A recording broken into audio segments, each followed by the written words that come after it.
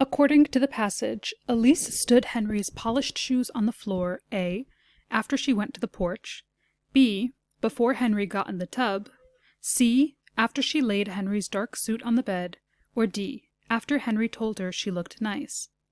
In order to answer this question, let's locate its key words, Elise stood Henry's polished shoes on the floor, in the text.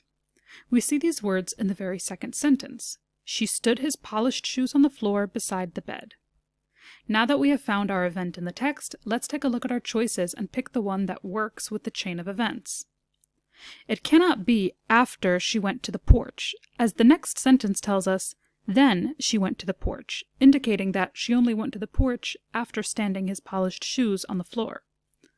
It cannot be before Henry got in the tub, as the previous sentence tells us she was doing this when she heard him splashing in the tub, the when indicating that these events are happening at the same time. After she laid Henry's dark suit on the bed works very well, as our previous sentence tells us Elise laid his dark suit on the bed, and the next sentence goes on to tell us what she did next. Therefore, this works perfectly with the chain of events, and is very likely our answer, but we're going to check out D just in case. After Henry told her she looks nice cannot be either, as this is the very last thing to happen in our chain of events. Not every paragraph has every sentence in chronological order, but this one does.